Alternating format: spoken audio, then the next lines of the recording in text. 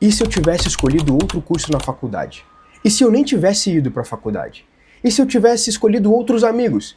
E se eu tivesse casado com outra pessoa? E se eu tivesse feito aquele financiamento? E se eu não tivesse feito esse financiamento?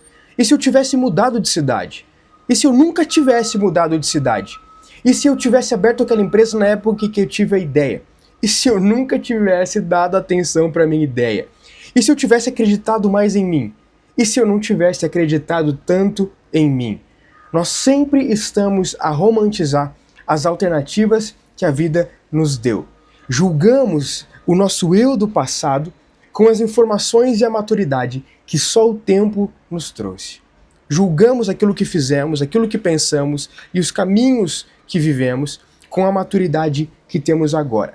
Mas isso é uma injustiça intelectual profunda. E é isso que eu quero abordar com você nesse vídeo. Santo Agostinho, ele via a memória como o presente do passado. E se nós usamos essa memória apenas para nos torturar, nós profanamos o presente. Ao passo em que nós estamos presos a remoer o passado, nós estamos deixando de viver o presente e, portanto, estamos a profaná-lo. Estamos a perder tempo, por assim dizer. Estamos a jogar no lixo o tempo do agora, a realidade que temos. Mas mais profundo do que isso, nós estamos falando não só de remoer um passado que aconteceu, mas pior, né? Estamos falando de remoer um passado que nunca aconteceu. Alternativas que tivemos e que nunca foram escolhidas. Perspectivas de vidas que nunca tivemos. Presos em um fantástico mundo de Bob. É natural que, ao passo em que nós imaginamos como seria a vida nessas realidades alternativas que nós poderíamos estar vivendo, nós pensemos que essas realidades seriam perfeitas. Nós pensemos que essas alternativas nos levariam para uma vida sem defeitos, para uma vida sem problemas, para uma vida onde nós não enfrentaríamos a angústia, a decepção, o trauma e a dor. A verdade é que, ao passo em que essas realidades de vida só existem na nossa cabeça, elas são perfeitas. E, portanto, se elas tivessem sido aplicadas na realidade, né, se essas realidades alternativas que nós imaginamos perfeitas tivessem de fato acontecido, elas não seriam perfeitas. Em outras palavras, elas só são perfeitas porque só existem na nossa cabeça. Realidades que só são ideais e perfeitas porque só existem na nossa cabeça. Se estivessem apegadas à realidade, se tivessem feito parte do roteiro da nossa história, nós teríamos conhecido então as dores, as dificuldades e os traumas de cada uma dessas alternativas, de cada uma dessas escolhas que nós tivemos que fazer. É preciso aceitar em primeira mão que nós agimos de acordo com a luz que tínhamos na época. Nós agimos de acordo com a maturidade que tínhamos na época em que decidimos e que fizemos tal escolha. E que a sabedoria de hoje é fruto do preço que nós pagamos das escolhas de ontem. A sabedoria de hoje é fruto das escolhas de ontem. Ou as escolhas de ontem são o preço que você pagou para ter a sabedoria que você tem hoje. Você sabe que, sabe aquela temática ou aquela ilustração de que uma mãe fala para o filho que não pode pôr o dedo na tomada, mas ele só aprende que é ruim pôr o dedo na tomada quando ele de fato experimenta, ele toma um choque, ele percebe que aquilo não é bacana. Por muitas vezes nós somos assim, por muitas vezes a maturidade que nos é dada nos permite aprender apenas colocando o dedo na tomada. A maturidade que nos é dada no sentido de o que nós éramos capazes de perceber a respeito da vida naquela época. E nisso eu entro num ponto interessante, tá? Que aceitar o passado, a ideia de aceitar o passado e a realidade como ela é, não significa passar pano para o próprio erro. Eu não quero que você extraia desse vídeo a ideia de que você vai ficar passando pano para o seu mau caratismo ou para os vícios que você carrega na sua vida. Tá? Passar pano para o fato de que você precisa ser transformado, o seu caráter precisa ser transformado. Não estamos aqui na ideia de justificar pensamentos deliberados, pecados deliberados, justificar pecados deliberados, justificar ofensas gratuitas, desvios de caráter, sob a desculpa de falta de maturidade. A nossa ideia não é pegar a falta de maturidade que tínhamos e justificar erros que foram erros e necessitam de arrependimento. O objetivo não é se auto-enganar, né, se acomodar no problema, mas é trazer alívio à consciência de que nós arrependemos-nos, mudamos com isso, mudamos com o arrependimento daquilo que vivemos, não mudamos a realidade, não podemos ficar viajando, divagando sobre outras realidades, e então podemos prestar atenção na realidade, naquilo que é fato sobre o seu agora. O erro por uma limitação exige aceitação. O erro pelo fato de que na época você era limitado exige que você aceite que você era limitado. O erro por mau caratismo exige metanoia, exige uma mudança de pensamento, uma mudança de caráter, exige uma reparação da sua parte. Então é válido que nós distribuamos as coisas e demos a cada situação o seu devido peso. A maturidade começa quando nós paramos de nos chicotear pelo que não sabíamos, paramos de nos chicotear por aquilo que nós não éramos capazes de pensar na época, mas assumimos total responsabilidade pelo que fizemos de errado conscientemente.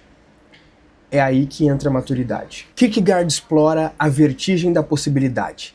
A angústia surge quando percebemos que somos livres para escolher, mas que cada escolha é uma morte. Quando escolhemos uma alternativa, dizemos não para milhares ou centenas de outras. E isso causa vertigem, a ideia de que nós precisamos escolher entre tantas possibilidades. Somos uma síntese de possibilidade, os sonhos, e necessidades, os limites. Viver só na necessidade é o fatalismo, viver sem esperança. Viver só na possibilidade, romantizando alternativas, é o desespero e a melancolia. E aqui nós encontramos o abismo. Romantizar alternativas é tentar manter todas as portas abertas ao mesmo tempo. É tentar dizer sim sem dizer não para as outras coisas das quais você precisa abrir mão para seguir um caminho.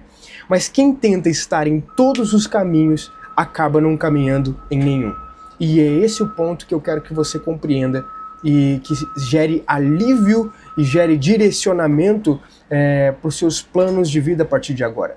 A ideia de que quem tenta escolher de tudo acaba escolhendo nada. Escolher um caminho é dizer não para muitos outros, mas escolher um caminho é necessário. Escolher um caminho é fundamental. Simone Weil, que é uma pensadora francesa, ensinava que a imaginação é o que preenche os vazios que a nossa dor deixa.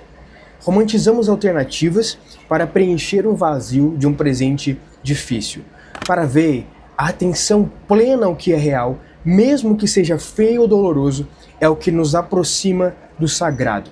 Quando você romantiza uma alternativa, você retira a sua atenção do presente. E sem atenção, você não pratica a virtude, pois a virtude exige presença.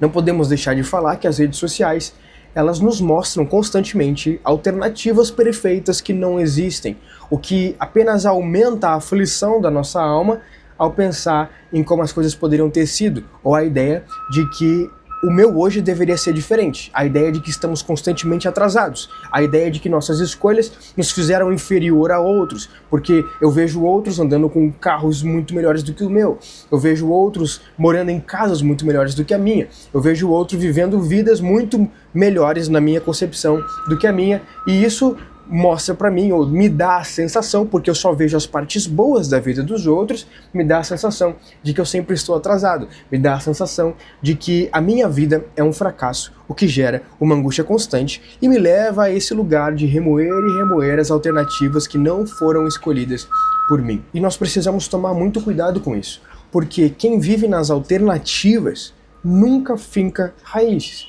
e nada cresce onde não há permanência. O tempo que perdemos meditando em alternativas irreais acaba nos privando de construir coisas reais e sólidas, de construir pontes, caminhos melhores na realidade que nos é dada.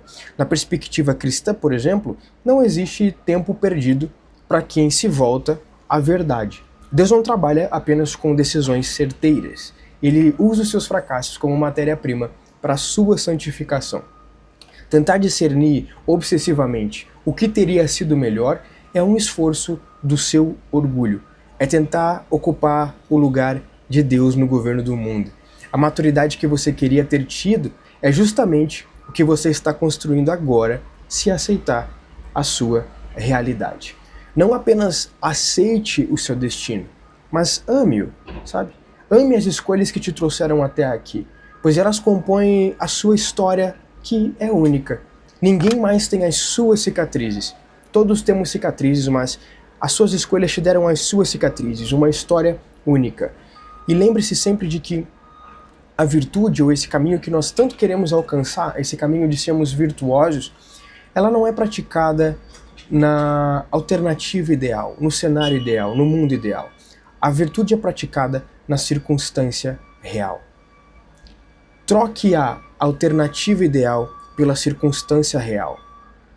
A virtude é praticada justamente em cenários onde existem problemas, onde existe finitude, onde existe dor, onde existe sofrimento, onde existe arrependimento. O seu eu real, com todas as suas falhas, é infinitamente mais amado por Deus e mais útil ao mundo do que o seu eu fantasma que nunca errou, porque só existe na sua cabeça.